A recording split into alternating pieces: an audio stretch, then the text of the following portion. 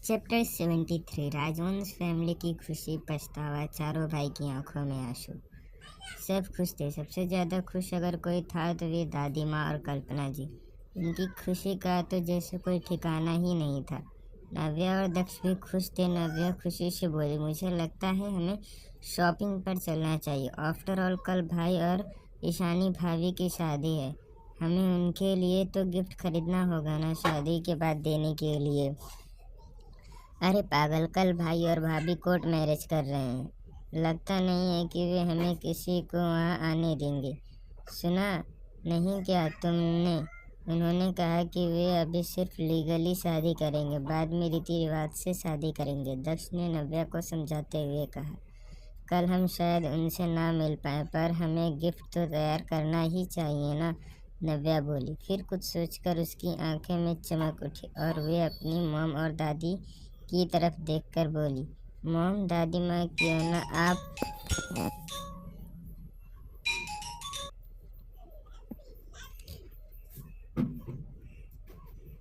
कल हम शायद उनसे ना मिल पाए, पर हमें गिफ्ट तो तैयार करना ही चाहिए ना। नव्या बोली। फिर कुछ सोचकर उसकी आंखों में चमक उठी और वो अपनी मॉम और दादी माँ की तरफ देखकर बोली, मॉम दादी माँ क्यों ना आप भाई से बोले कि वे भाभी से शादी करने के बाद कल उन्हें यहाँ लेकर आए। ऐसे भी शादी के बाद बड़ों का आशीर्वाद लिया जाता है ना, तो शादी चाहे कोर्ट मैरिज ही क्यों ना हो, आप भाई को ज़रूर मना सकती हैं। नव्या की बात सुनकर दादी माँ और कल्पना जी की भी आंखें चमक उठी। उन्हें भी नव्या का आइडिया बहुत अच्छा लगा था। दादी माँ ने अपना सिर हिला दिया और बोले, तुमने बिल्कुल सही आइडिया दिया है मेरी बच्ची। मुझे तुमसे ऐसे ही किसी बढ़िया आइडिया की उम्मीद थी। आखिरकार तुम मेरी पोती हो, बिल्कुल मेरी और अपनी मॉम जैसी। अपनी दादी माँ की बात सुनकर नव्या बहुत खुश हो गई। उनकी बात सुनकर कल्पना जी ने भी एक प्राउड स्माइल के साथ हाँ में अपना सिर हिला दिया, मानो कहना चाहती हो आखिरकार है किसकी बेटी। वहीं उन तीनों की बात सुनकर दादाजी और अखिलेश जी ने बस अपना सिर हिला दिया। ऐसे भी इस घर में उनकी भला कहाँ चलने वाली है।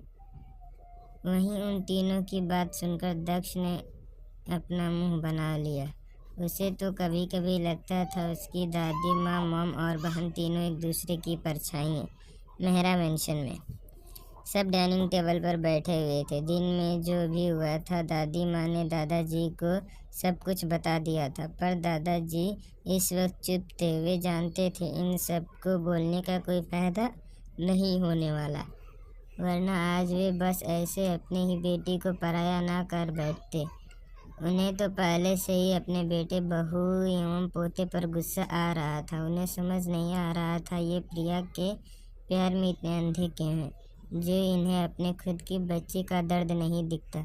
कैसे कोई माँ बाप अपनी खुद की बेटी की हक किसी और को दे सकता है। डिनर सर्व होने के बाद सब चुपचाप खाना खाने लगे। आज किसी को भी कुछ बोलने का मन नहीं था। सबको आज दिन में जो हुआ इस वजह से थोड़ा अपसेट फील हो रहा था। उन्हें बहुत दुख और गिल्ट फील हो रहा था कि उन्होंने ईशानी के जन्मदिन को न सिर्फ भूल गए, उल्टा उसकी ही जन्मदिन पर वे ईशानी को शेयर्स प्रिया के देने जा रहे थे। और ऊपर से इतना काफ़ी नहीं था जो उन लोगों ने ईशानी के गुस्से को और हवा देने के लिए उसे प्रिया के बर्थडे पार्टी में भी इनवाइट कर लिया। इसके गुस्से और नफ़रत की तो और बढ़ गई होगी कि उन्हें उसकी ही बर्थडे याद नहीं पर प्रिया की याद है। सबको शर्मिंदगी महसूस हो रही थी। सब ईशानी से बात करना चाहते थे, पर उन्हें समझ नहीं आ रहा था वे ईशानी से क्या बोले।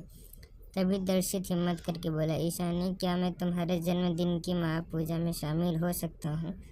दर्शित का सवाल सुनकर सब ईशानी की तरफ देखने लगे। सब ईशानी के जवाब का इंतज़ार कर रहे थे कि ईशानी कैसे भी करके हाँ कर दे। समीर, रिहान और रयान भी टकटकी लगाए ईशानी की तिरछी नज़रों से देख रहे थे कि और ईशानी के जवाब का इंतज़ार कर रहे थे कि कब ईशानी हाँ बोले और वे तीनों भी दर्शित के साथ इस पूजा में शामिल हो जाएं, क्योंकि उन्हें भी ईशानी के जन्मदिन में उसकी साथ उसकी पूजा में रहने का मन कर रहा था। सुकेत जी और आरती जी भी ईशानी के जवाब का इंतज़ार कर रहे थे। वे भी जानना चाहते थे ईशानी क्या कहने वाली है। तभी दर्शित की बात सुनकर ईशानी बिना किसी भाव के दर्शित की तरफ देखकर बोली, मिस्टर दर्शित, इस पूजा में सिर्फ परिवार वालों ही रह सकते हैं जो मेरे अपने हैं। इस पूजा में किसी भी बाहर वाले को इनवाइट नहीं किया जाता है। ईशानी की बात सुनकर दर्शित की आंखों में दर्द उमड़ आया। बाकी सबकी आंखों में भी दर्द झलक आया कि ईशानी उन्हें सिर्फ बाहर वाला समझती है, पर इसमें ईशानी से ज़्यादा गलती तो उनकी ही थी ना। वे तो ईशानी के जन्मदिन तक भूल गए थे, तो भला ईशानी क्यों उन्हें अपना मानेगी और क्यों उन्हें अपने जन्मदिन की पूजा में आने देगी। वहीं प्रिया की आंखें गुस्से से आग उगल रही थी। टेबल के नीचे उसने अपने हाथ की मुट्ठी बना रखी थी, जिस वजह से उसकी लंबी नाखून उसके हथेली में चुभ रही थी और खून भी निकल आया था, पर वे अपने गुस्से को दबा रही थी क्योंकि दिन में ही उसे अपने समीर भाई और दर्शित भाई से वार्निंग मिली थी, इसलिए वे उनके बीच में कुछ नहीं बोल रही थी। कोई कुछ बोलता उससे पहले ही दादी जी थोड़ा नरम भाव से ईशानी को देखते हुए बोली, ईशानी, अगर वे चाहते हैं तो उसे आने दो। ऐसे भी ये दिन बहुत खास और शुभ है और ऐसे भी किसी को पूजा में आने के लिए मना नहीं करना चाहिए। अच्छा नहीं होता है ना बच्चा। अपनी दादी जी की बात मानकर ईशानी ने आगे कुछ नहीं कहा।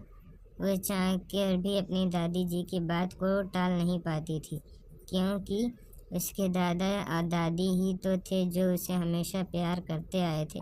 पिछले जन्म में भी उन्होंने सबसे ज़्यादा प्यार ईशानी से ही किया था। उसके दादा दादी उसके लिए हमेशा अपने परिवार से लड़ जाते थे। जब उसे किडनैप कर लिया गया था, किसी ने उसे नहीं ढूंढा, पर उसके दादाजी जो उस वक्त इतने बीमार थे कि बस मरने के कगार पर थे, फिर भी वही एक इंसान थे जिन्होंने उसे ढूंढने की बहुत कोशिश की थी और ये सब उस प्रिया से ही पता चला था। ईशानी ने दर्शित को देख फिर अपनी नज़रें दूसरी तरफ घुमाकर बोली, ठीक है, जो चाहे आ सकता है। उसकी बात सुनकर दादाजी के चेहरे पर स्माइल आ गई। उन्हें पता था कि उनकी बच्ची उनकी बातों को कभी नहीं टालेगी। उन्हें ईशानी के सिर प्यार से सहलाया। वहीं नंदिनी को तो बिल्कुल अच्छा नहीं लग रहा था कि ये लोग भी पूजा में आने वाले हैं। उसे ये सब बिल्कुल पसंद नहीं था, क्योंकि इन लोगों को ईशानी बिल्कुल भी परवाह नहीं थी। वहीं दर्शित खुश था और बाकी सब भी खुश थे कि अब वे सब पूजा में शामिल हो सकते थे। वे सब ये भी देख सकते थे कि ईशानी जी को कितने मानती हैं, कि उनकी एक बार कहने से ही वे सबके आने के लिए मान गई। इस सब से यही साबित हो रहा था कि ईशानी के दिल में दादाजी की कितनी अहमियत थी।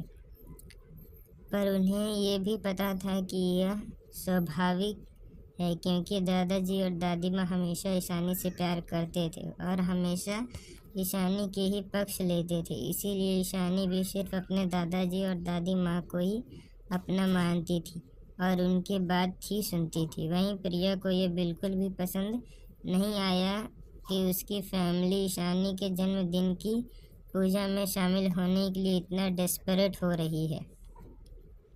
वहीं दूसरे शहर में दूर एक बंगले में, जहाँ हर तरफ गार्ड्स थे, घर के अंदर एक आदमी सोफे पर बैठा था और एकटक अपने हाथ में पकड़े फोटो देख रहा था। तभी पास खड़ा उसका राइट हैंड रजत बोला, बॉस, इस फोटो में जो लड़की है वही क्वीन है। हमारे आदमी ने उस बेस पर नज़र रखी थी और यही लड़की इन दिनों में एक बार बेस में आई थी। कोई और लड़की वहाँ नहीं आई। इस हिसाब से हमें तो लगता है यही क्वीन है। सोफे पर बैठा डेनियल एक तक उस फोटो को देख रहा था। उसने उस फोटो पर से नज़र हटाया और बोला, जो लोग नज़र रखे हुए थे उनका क्या हुआ? डेनियल बात सुनकर रजत थोड़ा हिचकिचाते हुए बोला, बॉस, उन लोगों को शायद क्वीन के लोगों ने पकड़ लिया है, पर पकड़े जाने से पहले लगता है कि एक आदमी ने फ़ोटो सेंड कर दिया है। मुझे नहीं लगता है कि अब तक वे लोग जिंदा होंगे। राजन की बात सुनकर डेनियल थोड़ा हंसा, फिर बोला, तब तो ये ज़रूर क्वीन ही होगी, वरना हमारे आदमी को क्यों मारते हुए लोग? फिर उसने उस फोटो को देखते हुए बोला, मुझे कुछ भी हो जाए पर क्वीन अपने पास अपने बाहों में चाहिए। फिर फोटो को देख बोला, एक बार तुम मेरी हो जाओ तो मैं तुम्हें सच में क्वीन की तरह रखूँगा।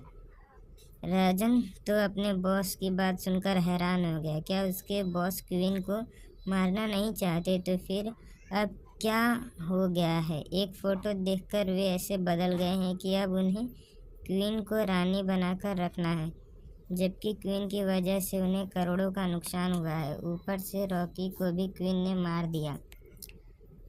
बस क्या आप यही चाहते हैं? राजन ने फिर से एक बार कंफर्म होने के लिए पूछा। क्या मुझे दोबारा अपनी बातों को रिपीट करने की ज़रूरत है?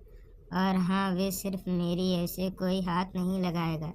एक बार अगर वे मेरी हो जाए तो हम दोनों की ताकत मिल जाएगी, तो पूरी अंडरवर्ल्ड मेरे कब्जे में होगा। उसके बाद उस किंग की बारी। एक बार क्वीन मेरी हो जाए तो कोई भी मेरी ड्रग सप्लाई और ह्यूमन ट्रैफिकिंग की एक्सपोर्ट को बंद नहीं कर पाएगा। इतना कहकर उसने एक डेंजरस स्माइल किया। वहीं राजन ने मन ही मन आह भरा। क्या उसके बॉस को क्वीन कोई हलवा लगती है जिसे कोई चाहे तो उठा ले? पता नहीं आज तक कितने गैंग ने क्वीन को उठाने की कोशिश की है, जिनका नामो निशान क्वीन ने रातों रात मिटा दिया है।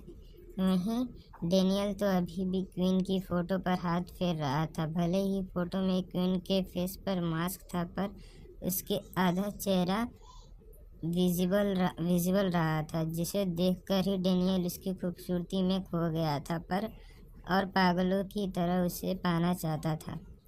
वहीं मेरा मेंशन में समीर और दर्शित समीर के रूम में बिजनेस रिलेटेड कुछ बात कर रहे थे। तभी रूम का डोर खुला और रेहान और अयान अंदर आए और दर्शित और समीर के पास जाकर सोफे पर बैठ गए।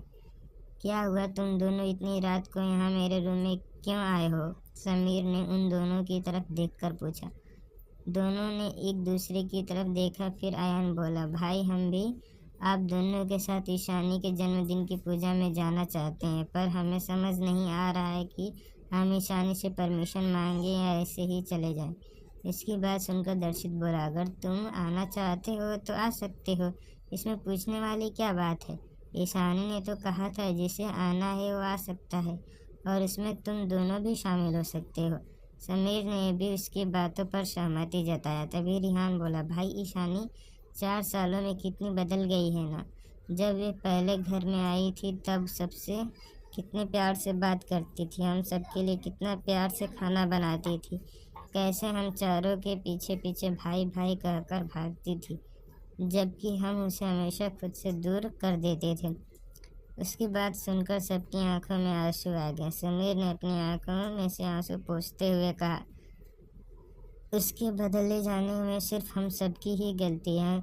अपनी खुद की प्रिंसेस को ना तो प्यार दिया ना ही अपनाया, हम सब ने उसे सिर्फ दुख ही दिया। अयान दुखी होते हुए बोला, हाँ भाई, सब हमारी गलती है, हम सब ईशानी के अच्छे भाई नहीं बन पाए। प्रिया की भाई बनते बनते हम सब ने अपनी खुद की बहन को खुद से इतना दूर कर दिया है कि जिन मासूम आँखों में 4 साल पहले हम सबके लिए सिर्फ प्यार और अपनापन था, आज उस आँखों में बिल्कुल खाली और नफरत से भरी हुई लगती है। दर्शित उसकी बात सुनकर बोला, जब हम सब ने उसको प्यार और अपनापन ही नहीं दिया, जब उसे हम सबकी ज़रूरत थी, जब वे असहाय और तड़पते हुए हम चारों भाइयों को याद कर रही थी कि उसके भाई आकर उसे उस नर्क से बचा लेंगे, तब हम सब ने अकेले मरने के लिए छोड़ दिया, तो अब वे हम सबको क्यों अपनाएगी? वे तो हम सबसे नफरत करती है।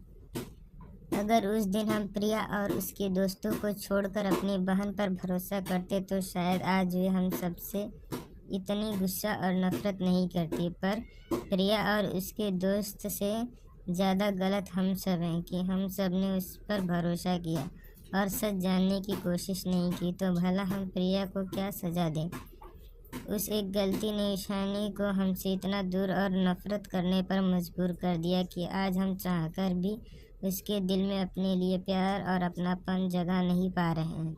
दर्शित की बात सुनकर सबको उसे पुरानी वीडियो और ईशानी के दर्द याद आ गया, जिस वजह से सबकी आंखों में आंसू आ गए।